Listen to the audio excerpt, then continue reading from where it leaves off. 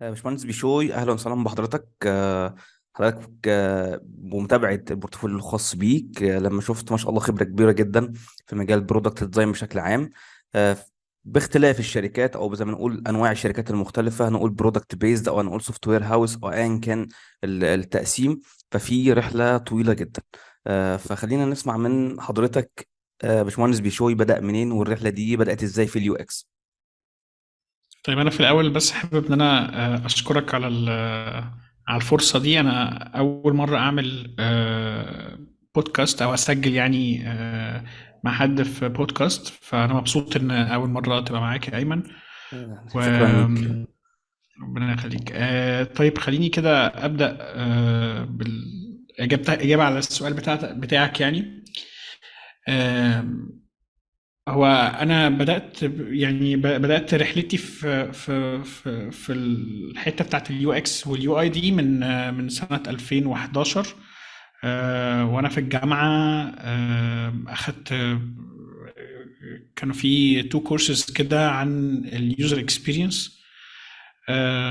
والموضوع بصراحه شدني جدا لدرجه ان انا بدات يعني رحت للبروفيسور اللي بيدي المادتين، وقلت له ان انا عايز اعمل المشروع التخرج بتاعي معاه في اليو اكس فيلد.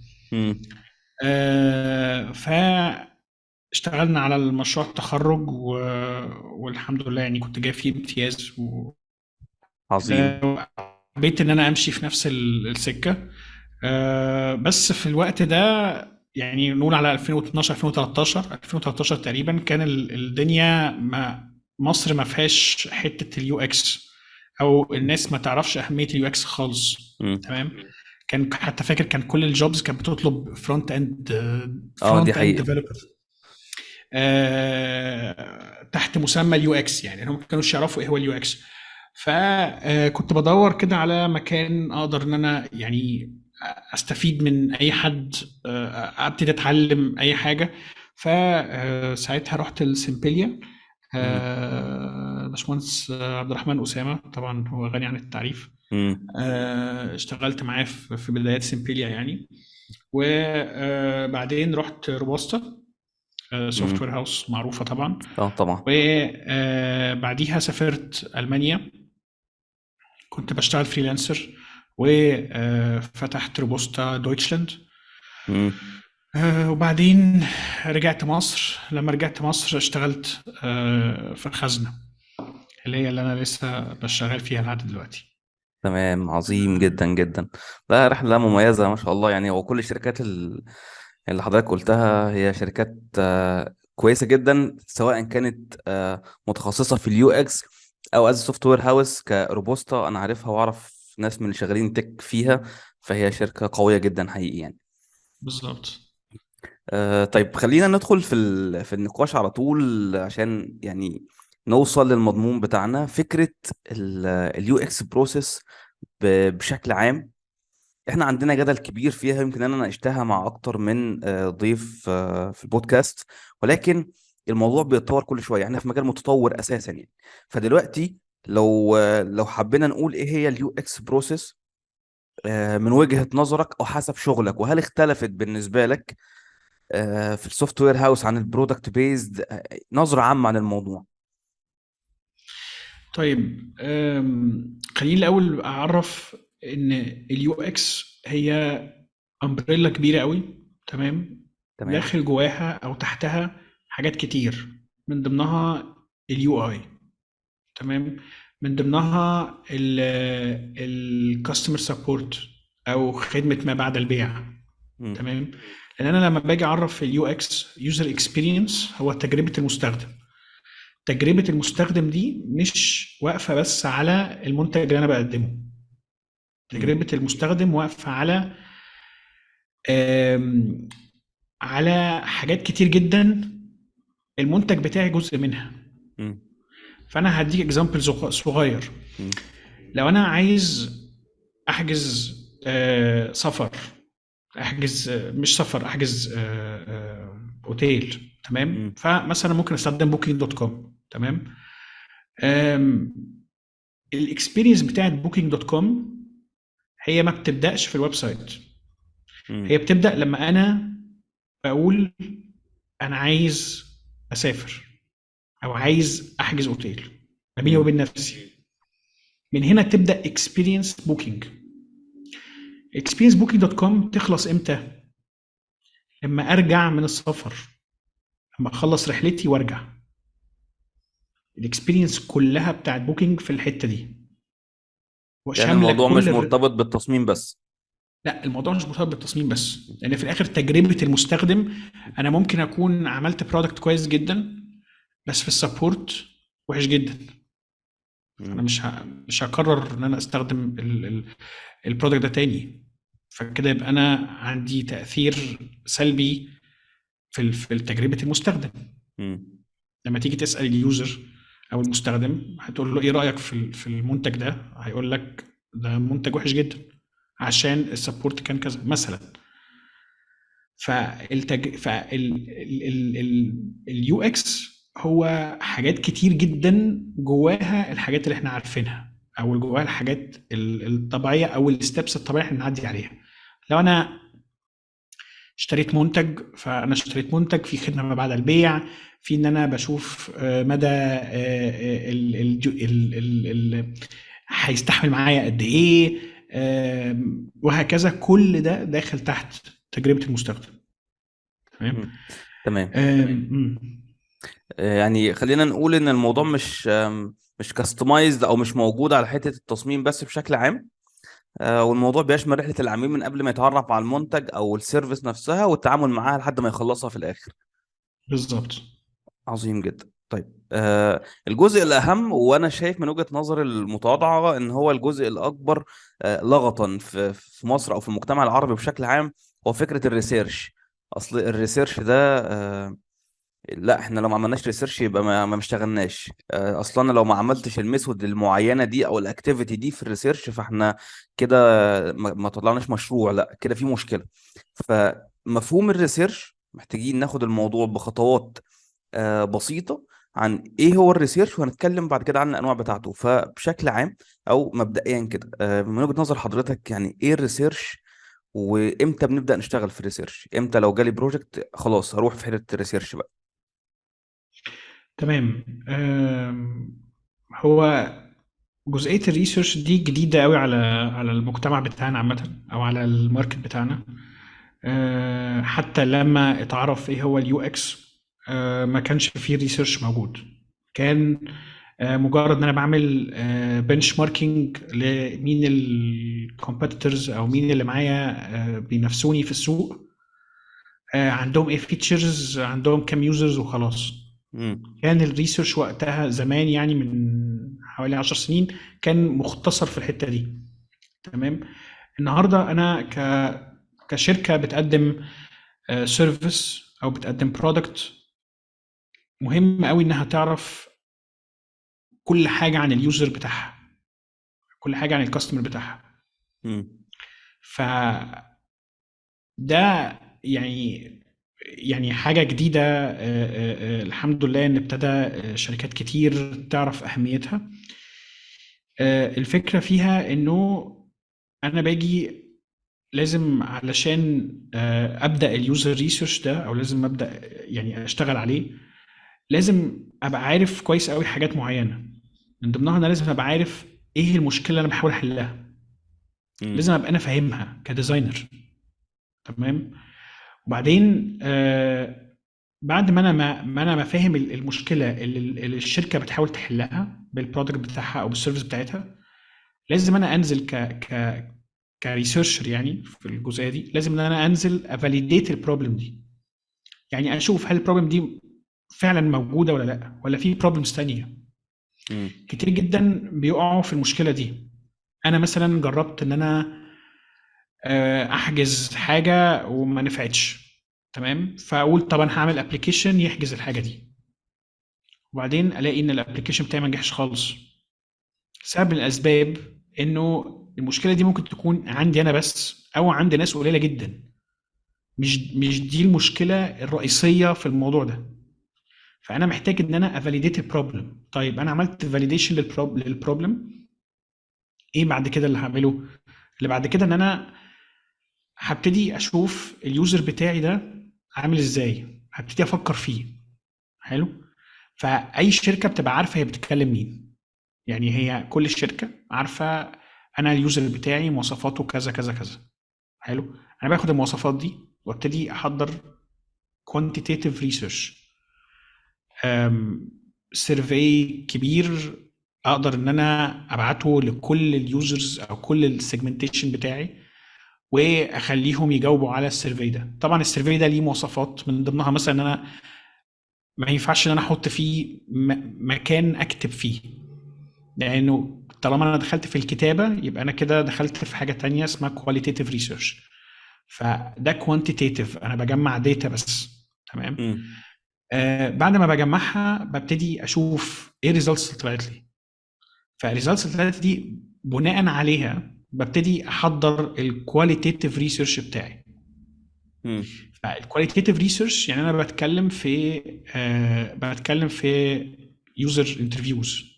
تمام. آه فببتدي بقى افاليديت الكوانتيتيف ريزلتس اللي طلعت بيها بالكواليتيتيف ريسيرش. مم. فانا سي مثلا عملت ريسيرش، طلعت في السيرفي انه 95% من اليوزرز بتوعي مش بيتفرجوا على التيك توك، ما بيفتحوش التيك توك خالص. تمام. فانا هكون محتاج اعرف ليه بقى ما بيتفرجوش على التيك توك. طب ايه البديل؟ طب هم اصلا بيقعدوا قد ايه على الموبايل؟ ما هو ممكن يكونوا ما بيتفرجوش على التيك توك عشان اكتريتهم ما عندوش وقت يقعد على الموبايل مثلا. مم. تمام. ممكن لو انت قريت او لو اي حد قصدي يعني قرا الريسيرش الانسايتس اللي طلعنا بيها من 95% دول، يقول ده اكيد هم مش بيحبوه عشان كذا وكذا وكذا. هو ممكن يكون مالهاش علاقه بالحب، يعني هو ليه علاقه بالوقت. مم.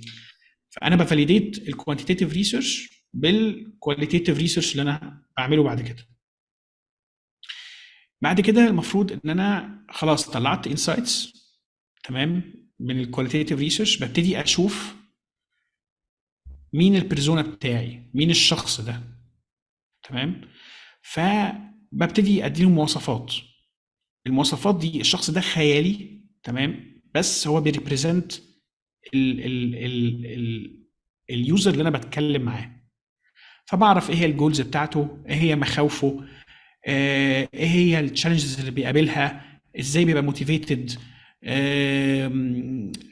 هل هو انطوائي ولا انبساطي، هل هو مبذر ولا حريص، هل هو هكذا. حاجات كتير جدا بحط يعني على قد ما اقدر انفورميشن عن اليوزر ده، عشان لما ابتدي اديزاين السوليوشن ابتدي احطه في دماغي.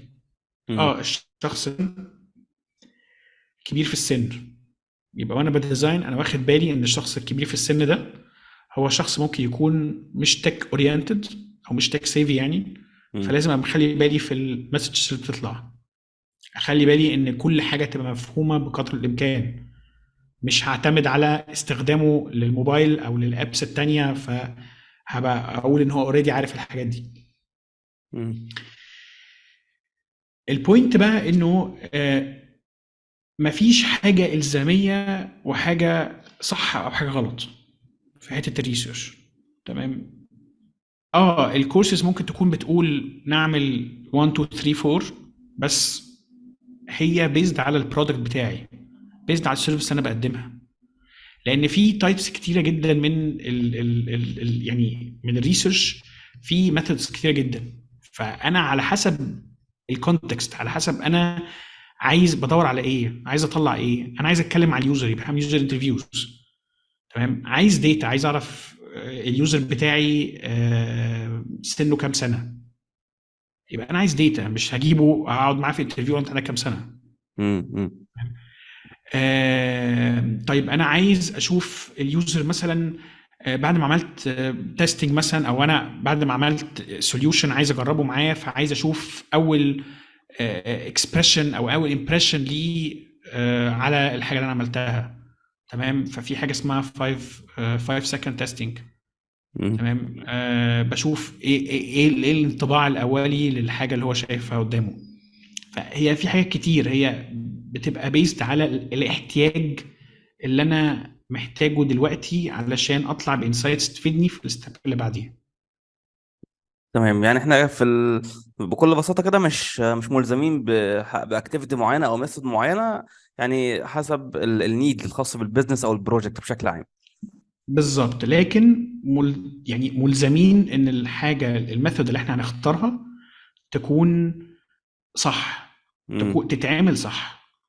لان لو تتعامل اتعملت صح. غلط ده هيأثر سلبي في الريسيرش. مم. بس عظيم. طيب، في نفس البوينت برضو، لو خلينا ناخد يعني مثلا الجزء بتاع المنطقة العربية أو الشغل اللي موجود في مصر بشكل عام، أكيد ليه طابع مختلف برضو عن شغلك مثلا في ألمانيا مثلا. امم الأنواع المشاريع مثلا، طريقة التعامل معاها أو شغلها. إيه أكتر الحاجات اللي أنت اشتغلت عليها مثلا، او شايف ان هي بقت متكررة في المشاريع بشكل ستاندر ميثودز معينة؟ هل في حاجة واجهتك زي كده؟ هل انت قدرت يعني في مرة بتفكر مع نفسك، حسيت ان في انسايت كده بيقول لك ده احنا كل بروجكت تقريبا بيجي لنا بنعمل فيه حاجات معينة؟ هل في حاجة زي كده موجودة ولا مفيش اي حاجة ستاندر؟ آه لا، هو ما فيش حاجه ستاندرد. يعني لو بنتكلم على اختلاف مثلا ما بين مصر والمانيا، فاحنا بنتكلم على اختلاف طبيعه اليوزر نفسه، طبيعه امم. الانسان اللي ماسك الموبايل. تمام. فمثلا احنا عندنا مثلا في المجتمع العربي احنا اكتر ناس بنستخدم الموبايل في اليوم. هم امم. بيستخدموا الموبايل قليل جدا جدا.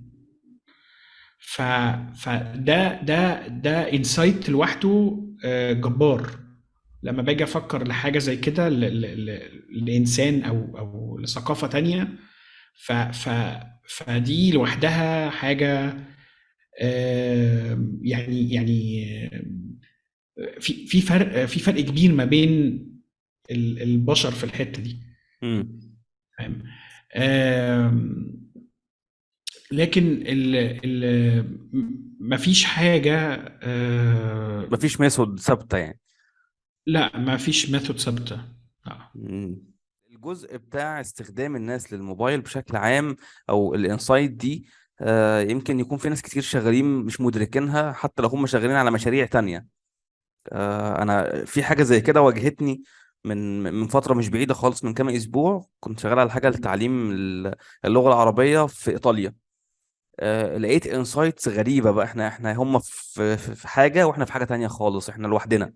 اهتماماتهم والنيد اللي ولي الامر بيحتاجوا عشان هم سنهم صغير، ففي اطفال وفي اولياء امور، والنيد اه. الحاجه اللي هناك غير اللي هنا خالص. فدي لفتت انتباهي الجمله بتاعتك اللي هو لا، مسكه الموبايل مختلف، الوقت اللي بيستخدموه في الموبايل هناك.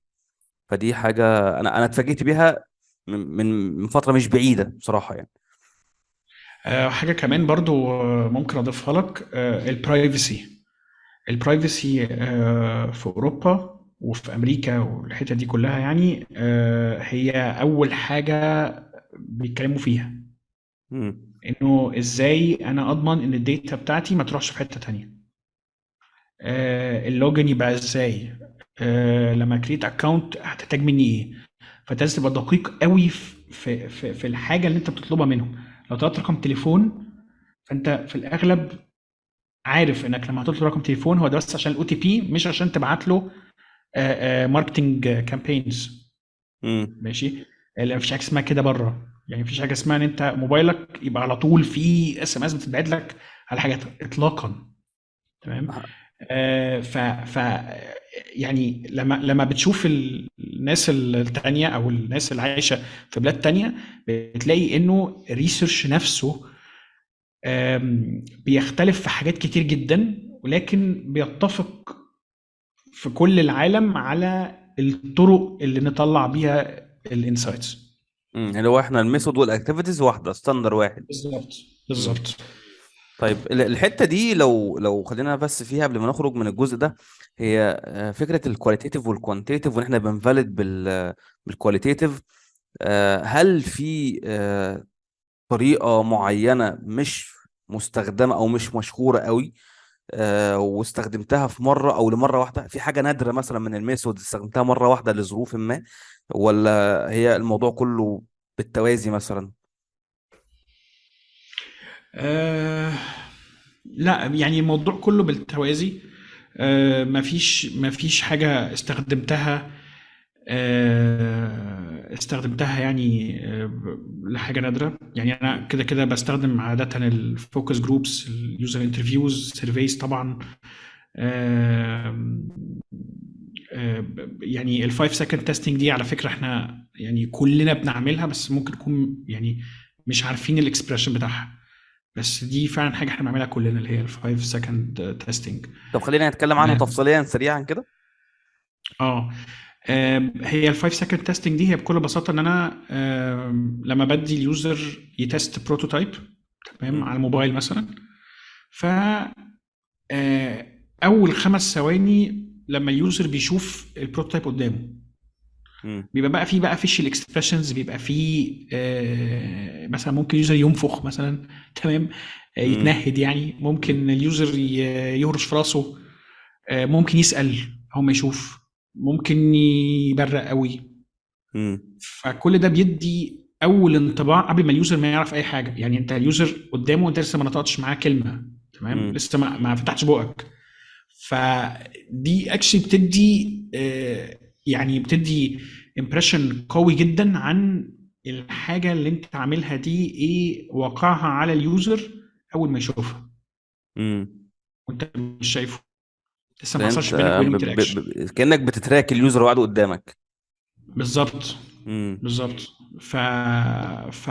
فدي حاجه احنا كنا بنعملها على فكره من غير قصد. يعني كنا بندي بروتوتايب، نسيب ثواني كده نشوف اليوزر هيعمل ايه. ده كلنا بنعمل كده، مم. مش حد بيبقى مفكر ان هو هيسيب اليوزر يعني ده الطبيعي بتاعنا. فدي اصلا اسمها 5 second testing. سكند بس تيستنج. عظيم جدا. لا دي حاجة أنا ما استخدمتهاش.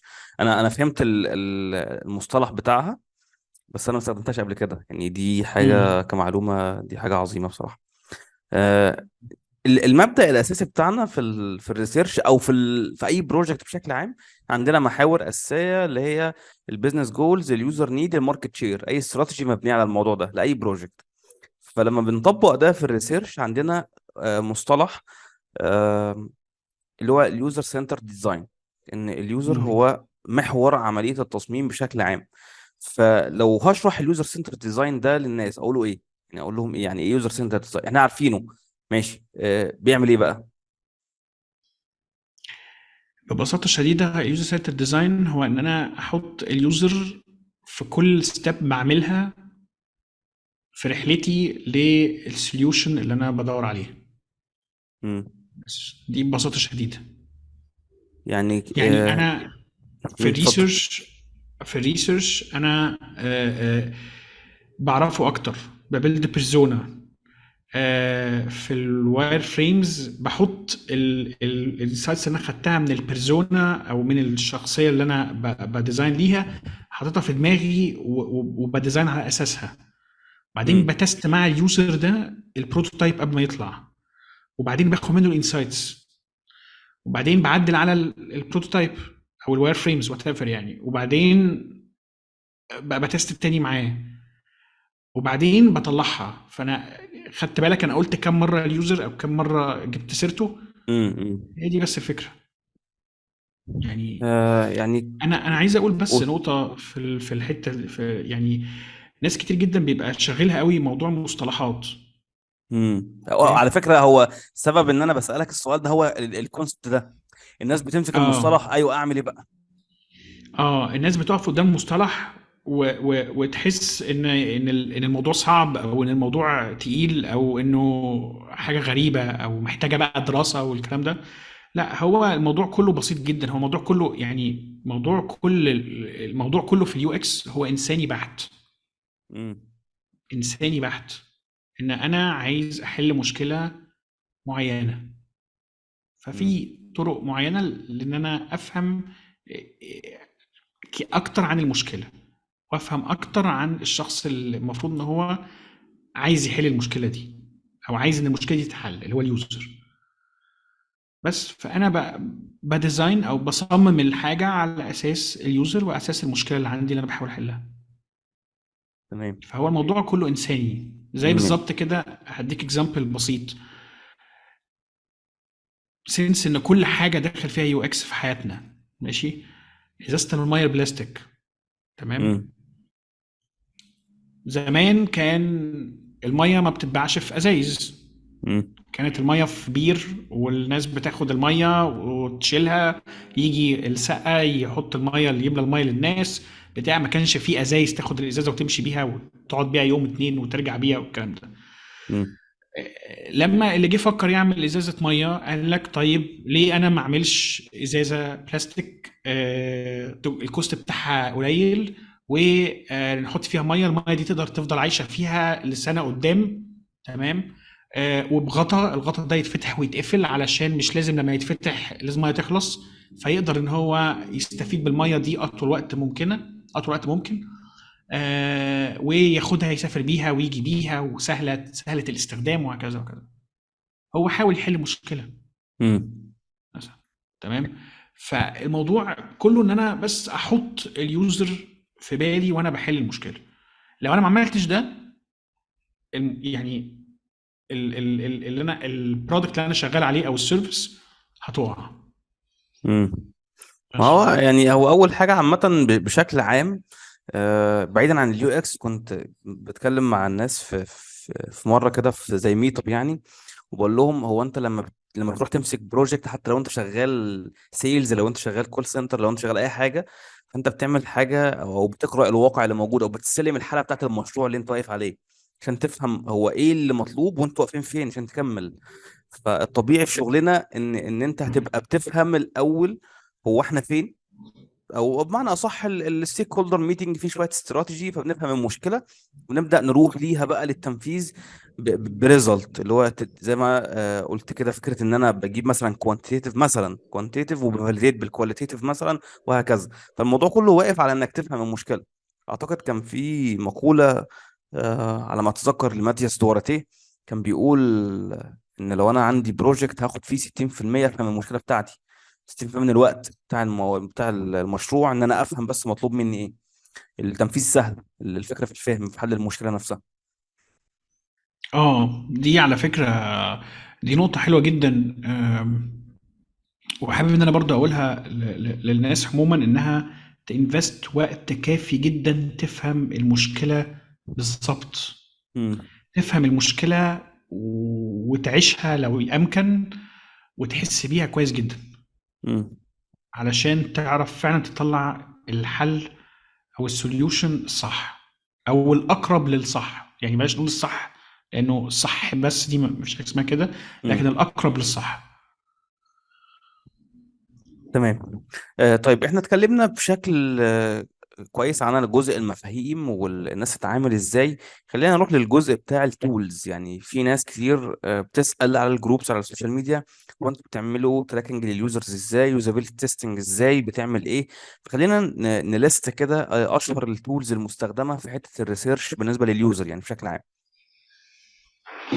طيب انا خليني قبل ما اجاوبك على حته التولز اللي بنستخدمها كادوات، يعني سوفت وير او ادوات ملموسه، خليني اقول لك انه في اداه مهمه جدا لازم تبقى في الديزاينر، امم.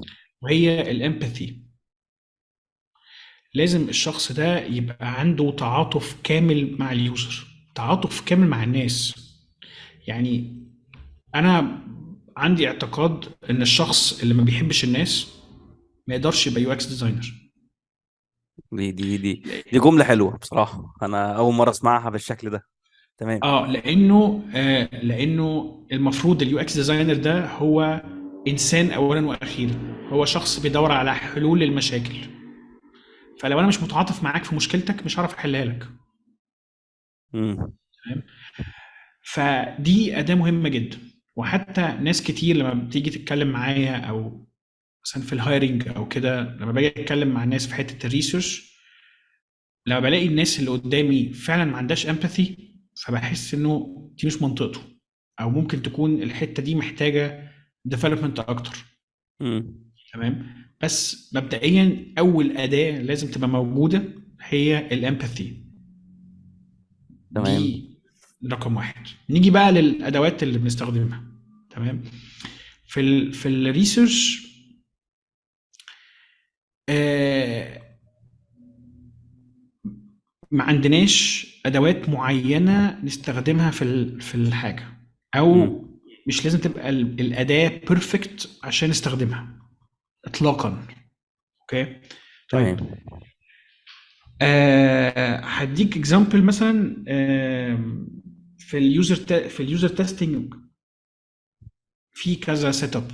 اوكي، في ان انا بجيب اليوزر وبيبقى قاعد قدامه اتنين، واحد بيحرك يعني بيشتغل شغلانه الكمبيوتر يعني، او بيشتغل امم. شغلانه الاب نفسه، انه يبقى بينتراكت حسب ما اليوزر بيعمل.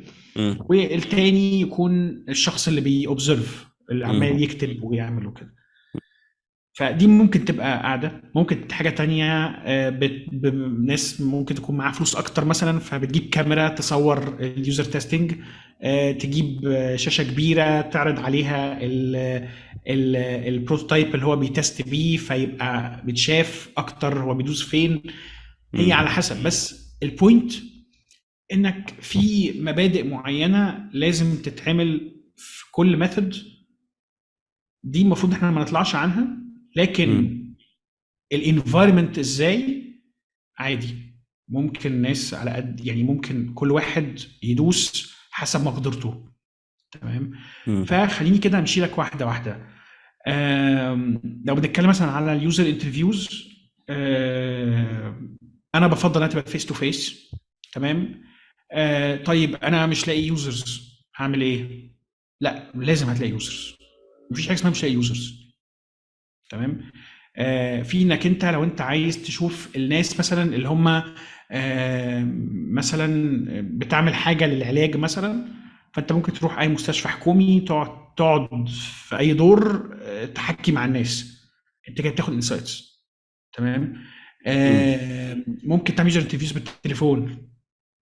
تمام. المهم انه ان اليوزر انترفيو نفسه يمشي صح.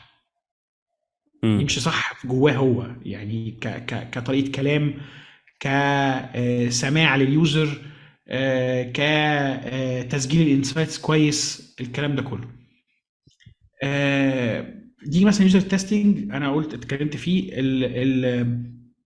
السيرفيز، والله بقى بجوجل فورم ماشي، بسيرفي مونكي ماشي، اي تول مش مشكله. المهم ان هو يتعمل صح ويبقى الغرض منه يتحقق. امم. ف ف ف انا مش مع ان احنا نركز في انه لازم كل حاجه تبقى بيرفكت ويبقى كل السيت اب زي الفل. لا خالص. لو عملت كده مش هعمل حاجه. لو فكرت بالطريقه دي مش هعمل حاجه. لا، ادوس مع نفسي، انزل واروح واتكلم، اجرب. مش عارف اعمل يوزر تيست، مش عارف اجيب اليوزر عندي، اروح له انا. تمام. بس. طيب لو خلينا ناخد بس مسميات بسيطة كده للتولز مثلا بنجيب بيها هنقول مثلا كواليتيتيف وكوانتيتيف. احنا قلنا مثلا في الكواليتيتيف قلنا اليوزر انترفيو والريسيرش والجزء ده. لو بنتكلم في الكوانتيتيف مثلا ايه التولز اللي ممكن تديني انسايتس بشكل سريع؟ آه يعني ممكن تبقى جوجل فورم مثلا. امم. ببساطة ممكن تبقى السيرفي مونكي مثلا، لو أنا عايز أعمل سيرفي. دولت أكتر اتنين يعني ممكن الناس بتستخدمهم وناس عارفاهم يعني. امم. عظيم جدا. طيب ده كده الجزء الخاص بالمفاهيم. ولو بنتكلم عن الادوات برضو فده جزء عشان يساعد الناس تروح فين وتيجي منين وما تبقاش ملتزم بحته ان هو آه، اداه معينه قد ما بتطبق اللي انت محتاجه زي ما حضرتك وضحت. في نقطه بعد كده. آم، احنا مفتقدين الحته دي وكان اتكلم عنها عبد الرحمن اسامه. فكره ان احنا مش بنعرض الشغل للكلاينت زي ما بنعرضه في البرزنتيشن على بيهانس. ودي مشكله كبيره انا بشوفها. حد جايب حاجه في فايل وورد، وحد جايب حاجه سكرين شوت مش عارف من ايه. مع ان التولز اللي موجوده دلوقتي ما كانتش موجوده من 5 سنين. لما كنت بتكلم عن الموضوع ده مثلا في 2014، ما كانش فيه فيك جام، وما كانش فيه مثلا انفيجن اب، ما كانش فيه مورال، ما كانش فيه الكلام ده، على الاقل ما كانش واصل لنا حتى لو كان موجود. فالفكره بتاعت الناس بتهتم ان انا هشو اب اليو اكس كيس ستادي اللي الناس تسكرول لي فيها كتير على بيهانس دي. بس لما بتيجي تبريزنت الشغل للكلاينت اللي هو المهم بالنسبه لي من وجهه نظري انا يعني، فانا بقص في الحته دي. ف كريسيرش بلاش حته اليو اي او الفيجوال ديزاين. فجزء الريسيرش، هل في ريبورت معين نعرضه بيه؟ هل في مثلا فورمات يفضل ان انا اوصله للعميل بالشكل ده كستيك هولدر يعني؟ تمام. هو عامة النقطة دي نقطة مهمة جدا. آم، ده أنا حتى بقابله يعني، وقابلته في شغل، يعني في شغلانتي.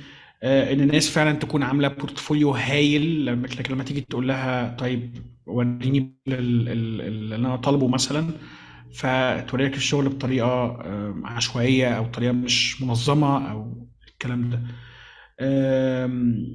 فانا نفسي ان الناس او الديزاينرز عموما يعتبروا انه الشغل اللي بيطلعوه للكلاينت اهم 100 مره من البورتفوليو. امم. تمام، لان البورتفوليو يعني كهايرنج مانجر، يعني انا باخد فيه بالظبط من دقيقه لدقيقتين. امم. تمام، عشان اقيم الحاجه اللي قدامي. ف ف ف يعني اكيد احسن ان الديزاينرز ينفستوا مجهود اكتر في الحاجه اللي بتطلع للكلاينت عن البورتفوليو بتاعهم. امم. طبعا مش بقول ان البورتفوليو يبقى وحش، بس قصدي اقول انه الاهم ليك كديزاينر هو الشغل اللي انت بتطلع له للكلاينت. بعديها بقى تبقى تحط تطبيق انت تبقى تعمل اللي انت عايزه، دي حاجه تانيه. امم. آم، طب معلش، كان ايه السؤال بقى تاني عشان نسيت؟ الجزء بتاع يعني الناس بتهتم بحته ان هي تبريزنت الشغل البيهانس، مش بتبريزنت الكلاينت الستيك هولدر يعني.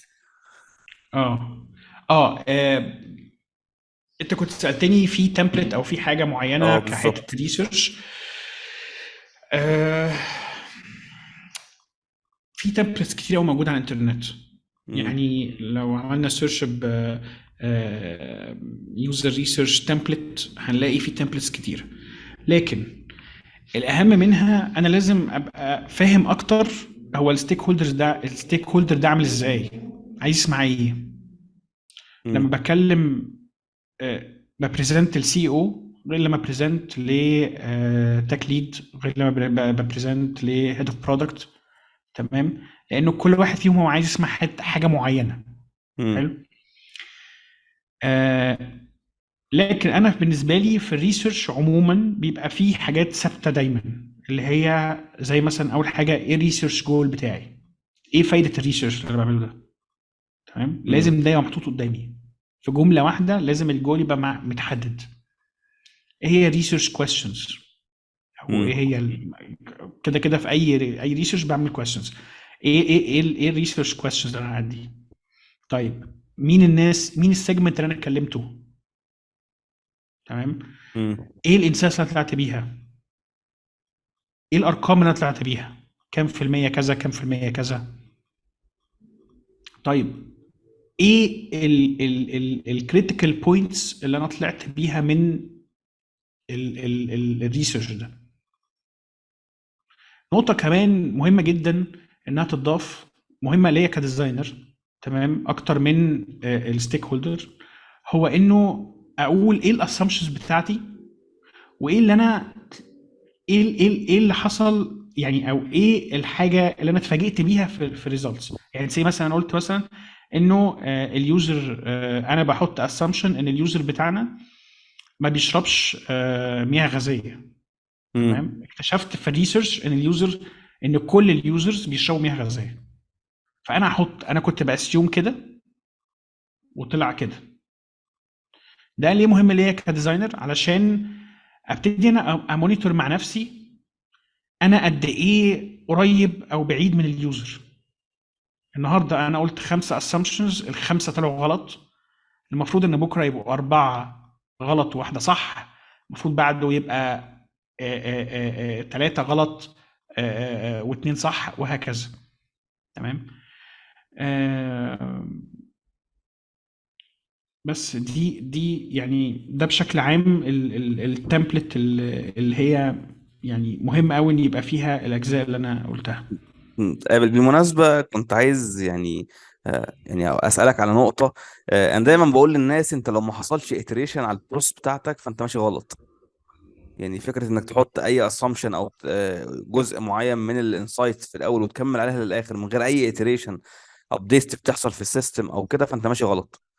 فوجهة نظرك إيه في الجزئية دي؟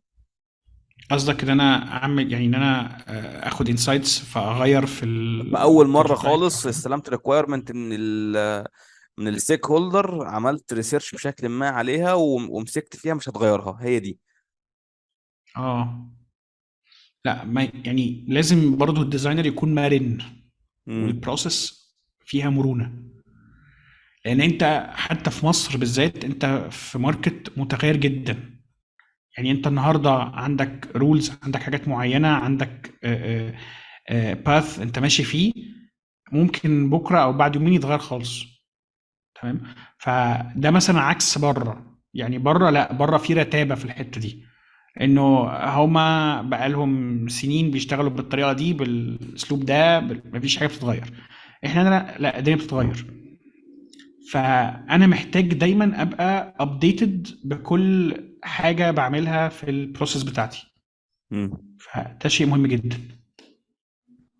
تمام جدا جدا. في توجه كبير يعني اعتقد اغلبيه الناس اللي بتقدم محتوى بتدعمه، فكره ان احنا عايز حاجه ادخل شوف كورس، شوف كراش كورس كده سريع، شوف فيديو والموضوع بيخلص. ولكن الناس مش كل الناس او مش الاغلبيه اللي متعود على موضوع الكتب. فهل في كتب معينه في جزء الريسيرش او في اليو اكس بشكل عام تبقى ريكومنديشن ان احنا توصي بيها في الجزء ده؟ بالنسبة لموضوع الكتب، آم، في كتاب أنا يعني شايف إنه هو ما حدش جاب سيرته قبل كده، وشايف إنه كتاب مهم جدا قبل بقى ما أعرف البروسيس وأبدأ ما أعرف بقى كواليتيتيف ولا كوانتيتيف ولا الكلام ده كله. تمام. هو كتاب اسمه 100 things every ايوه. designer needs to know about people. انا شفته بس ما قراتوش بصراحه، انا شفته بس ما قراتوش. الكتاب ده هايل. هو 100 شيء المفروض ان كل ديزاينر يبقى عارفه على الناس. تمام. مم. آه، الكتاب يعني متقسم حاجات كتيرة، مثلا ازاي الناس بتشوف. مم. تمام. ازاي الناس بتقرا، ازاي الناس بتفتكر، ازاي الناس بتفكر، ازاي الناس بتركز، ازاي الناس بتبقى متحمسة، مم. ازاي الناس بتحس. يعني وطبعا في حاجات تانية كتير. تمام. مم. فده كتاب مهم قوي لانه بيتكلم عن السايكولوجي اوف ديزاين. تمام. ان في حاجات كتير احنا بنعملها في حياتنا هي مرتبطة بتكويننا، وفعلا يعني لازم الديزاينرز يبقوا عارفينها عشان بتأثر في السوليوشن اللي بيطلعوه. مم. يعني هم بيعملوا ديزاين للحاجة، لازم ياخدوا في اعتباراتهم حاجات كتير. الكتاب ده لامم حاجات كتير جدا من الحاجات دي. الميزة في الكتاب ده كمان ان كل حاجة بيتكلم عليها هي في صفحة ونص تقريبا، وبيبقى عامل تيك اويز كده في الاخر، اللي هو انت حتى الصفحة ونص اللي هم الصغيرة دي بتتلخص في نقطتين. فانت مم. مش لازم تقرا قوي كل الكلام لو الكلام كتير مثلا، فممكن تقرا الجزء اللي في الاخر. مم. كتاب مهم جدا، وانا شخصيا فرق معايا جدا ان انا افهم البشر بشكل عام وبشكل دقيق برضو. فرق معايا جدا. طيب استاذنك بس لو تبقى تشير معايا اللينك وهنزله في الديسكريبشن للناس، بحيث ان لو طبعا. حد ماشي. يشوفه تبقى حاجه كويسه يعني. اه طبعا. طيب. في نقطة برضو أنا عايز أقولها في حكاية الكورسز والكتب وكده. أنا بشوف إن الناس اللي داخلة جديد في المجال امم. بتضغط نفسها قوي في موضوع الكورسز والكتب آه، هو الموضوع مش موضوع كورسات، ومش موضوع ان انا اخد كورس في جوجل واخد كورس في مش عارف ايه، ولما الاقي كورس تاني يطلع اروح واخده. هو موضوع ممارسة. امم. هو عامل بالظبط زي حكي قصة في فيلم. امم. يعني المخرج بيحكي، تمام. في حكاية بتعجبك وفي حكاية ما بتعجبكش، في طريقة حكاية بتعجبك وطريقة تانية ما بتعجبكش. ده الفرق ما بين مخرج ومخرج. امم. آم، البوينت كلها انه آم، معلش، انا الجمل راحت مني. لا لا لا، عادي، كمل، احنا معاك، انا احنا عارف. كنا بنتكلم على ايه اصلا؟ انا مش آه، فاكر يا رب آه، بجد. لا عادي، واحدة واحدة. هو الموضوع ببساطة كده ايه، فكرة الناس مرتبطة بموضوع الكورسات بشكل عام يعني، وهكذا، اه بالظبط. ان هي ضاغطة اه نفسها يعني. ف ف اللي انا كنت عايز اقوله انه آم، ما يركزوش مع الكورس، او خلاص هو تراك واحد يمشوا عليه والدنيا خلاص. انا من وجهة نظر الحتة دي. انا شايف ان هو الممارسه هي اهم حاجه. امم. يعني الاكزامبل اللي كنت عايز اقوله بتاع المخرج، هو انه المخرج دوره ان هو يحكي قصه، تمام. امم. آم، اتعلم في معهد، اتعلم في جامعه، ما اتعلمش، مش مشكله. امم. هي المشكله ازاي هو بيحكي. فهي دي نفس البوينت في كديزاينر، انك امم. انت عايز تحل مشكله. مارس مارس الطرق اللي فيها ان انت تقدر تحل مشاكل امم. اكتر ما تاخد كورسات. يعني الموضوع ماشي، نقول ان انت محتاج تجرب وتتعلم براكتس كتير بقى في الاول عشان يبقى براكتس الموضوع. كتير. امم. اخدت كورس، قريت كتاب عن اليوزر ريسيرش حلو، وقف قرايه. مش لازم تقعد تضيع وقتك كله في القرايه وكله في الكورسات، لا وقف ده وابتدي ابلاي الكلام اللي انت قريته ده او اللي انت خدته في كورس، ابلاي في الحقيقه. انزل امم. مع نفسك وابتدي اشتغل. امم. تمام، ده بألف كتاب في وجهة نظري. امم. بس يعني هي الجزء ده مهم جدا حقيقي، والناس ضغطة نفسها كتير، ويمكن انا شغلي في جزء الكورسز ده مستمر من فترة طويلة. فعشان كده بشوف الحتة اللي حضرتك قلتها دي، فكرة الناس ضغطة نفسها. طب كورس جوجل، طب انا هروح منحة يوداستي بقى عشان خلاص انا كورس جوجل ما بقاش نافع. او اللي واخد كورس جوجل وحالف اللي يطبقه في مصر بالعافيه، وفي حاجات هم ضاغطين نفسهم بشكل ما يعني حقيقي. بس انا مم. شايف ان وجود منتورز على منصات دلوقتي ده حل كويس، ما كانش موجود من زمن يعني، من كام سنه، بس ما كانش موجود، ما كانش متعارف عليه بالشكل ده. بالظبط، بالظبط، دي حقيقة. طيب، بعد جزئية الكتب، هو المفروض ان احنا وصلنا لنقطة النهاية، بس في سؤال هما الناس بتسميه كده ايه، رخامة. الناس تبدأ ازاي في المجال؟ اللي هو مم. ايه السؤال ده، يعني هو تقريبا اكتر كي وورد عليها سيرش في العالم. نبدأ ازاي في مم. المجال؟ لو حد سألك السؤال ده وبعت لك مسج بيقول لك باشمهندس، ابدا ازاي في مجال يو اكس، انا باشنيت بالفيلد ده وسمعت عنه كويس، هتقول له ايه؟ انا بتسأل السؤال ده كتير جدا، طيب. وبحاول كل مرة ان انا اخلي اجابتي اوضح من المرة اللي قبليها. آم، بسأل الشخص ده بقول له انت انترستد في ايه؟ يعني انت ليه عايز تشتغل في حاجة زي كده؟ امم. فلما بلاقي ان الرد ان هو عايز يحل مشاكل او عايز او يعني عنده افكار او فببتدي اقول له طيب انت ممكن تبتدي تقرا. امم. اقرا عن ازاي تحل مشكلة، اقرا عن اليوزر ريسيرش. بس لما تيجي تقرا لازم تابلاي الكلام ده. آم، الجزئية التانية في الموضوع ده هو حتة، آم، ودي بقابل ناس كتير كده، وده طبيعي. بادئين في المجال الجديد، عايزين يشتغلوا، ومفيش، ما عندهمش بورتفوليو. هم ما اشتغلوش عشان يحطوا شغلهم في البورتفوليو. فدي حل بسيط قوي، ان كل واحد لسه بيبدأ، قاري وجاهز ان هو يشتغل بس مفيش شغل، وعايز يعمل بورتفوليو، ببساطة شديدة يختار او يفكر في 3 مشاكل يحلهم امم. بس، ويمشي بالبروسيس زي ما هو ما قاري، وزي ما هو ما عارف، وزي ما هو ما شاف وكل حاجة، ويمشي بالبروسيس عادية، امم. ويطلع في الآخر السوليوشن بتاعه، ويحط الكلام ده في بورتفوليو. وطبعا لو هو يو اكس ديزاينر غير لو هو يو اي ديزاينر غير لو هو يو اكس يو اي ديزاينر. تمام. ده احنا محتاجين نتكلم عن حلقة في الموضوع ده في اختلاف المسميات. اه فهي البوينت كلها في حته البورتفوليو دي، ان مهم جدا لو هو شخص بيركز على اليو اكس، يبقى لازم البورتفوليو بتاعه يبقى عباره عن ريسيرش، يبقى عباره عن واير فريمز. تمام.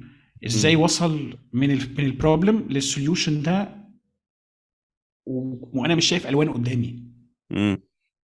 يعني دايما بنصح الديزاينرز اللي بيتكلموا معايا، اللي هو يو اكس ديزاينر بيوريني البورتفوليو بتاعه، فلاقي يو اي محطوط، او لا شيل اليو اي ده. انا كهايرنج مانجر لما الاقي ان انت حاطط يو اي، معناه انك بتقول لي بص، انا بزغلل عينك اهو بحاجه جامده عشان تشوف ان انا جامد، امم. رغم ان انا مش عايز ده خالص. انا مش هاجي اقول لك اشتغل يو اي ديزاينر، انا بقول لك امم. اشتغل يو اكس ديزاينر. فدي برضو نقطة تانية، إن الناس بتعتبر إنه طالما هعمل بورتفوليو يبقى لازم أكون جامد في اليو أي علشان أعجب، أو امم. أحط على بيهانس أو دريبل. إطلاقا اليو إكس ديزاينر مش مطلوب منه خالص إن هو يحط على دريبل أو بيهانس. ده مطلوب منك مطلوب ريبورتس بشكل منه معين، داتا او انسايتس وفي بالظبط مطلوب اكتيفيتيز. منه أنا عندي مشكلة حلتها إزاي، امم. فكرت في إيه. ده اليو إكس ديزاينر. امم. ف يعني رجوعا لموضوع البورتفوليو تاني، للناس اللي لسه داخله في المجال، هو 3 بروجكتس كفايه يشتغلوا فيهم ويعملوا تيستنج وينزلوا ويجربوا ويمشوا في البروسيس بالظبط مظبوط. امم. دي اهم حاجه بالنسبه للهايرنج مانجر. مش اهم حاجه ان هو يكون اشتغل قبل كده، او انه يكون بس فاهم او عارف، لانه الفهم والمعرفه انا ممكن اجيبهم واحفظهم وكده، لكن المهم ان انا اكون مارست الحاجه دي. بس فدي نقطه مهمه جدا. مم. لا، عظيم بصراحة الجزء الأخير ده. أنا بشكرك عليه بصراحة بشكل شخصي يعني قبل أي حاجة. متشكر. طيب إحنا وصلنا لنقطة النهاية. أنا بشكل شخصي اتشرفت بيك، يمكن أول مرة نتكلم ونتواصل. بشكرك إنك قبلت الدعوة، وبشكرك على وقتك ومجهودك رغم عارف إن وقتك ومسؤوليات كتير. بشكرك جدا جدا تاني، وشكرا على المعلومات اللي انت قلتها كلها، واتمنى لك سنة سعيدة بإذن الله. انا بشكرك جدا يا ايمن. انا اسف جدا ان احنا خدنا وقت كبير قوي علشان نتكلم النهارده، احنا بقالنا كتير بنظبط في الموضوع ده، فمعلش يعني، لا سوري على عادي، دي بتحصل الموضوع ده. عادي. وانا بجد مبسوط ان احنا اتكلمنا وان شاء الله نتكلم تاني. وميرسي جدا، ميرسي جدا ليك. العفو العفو، شكرا ليك جدا، واشوفك على خير. ان شاء الله، كل ان سنه شاء وانت الله. طيب. طيب.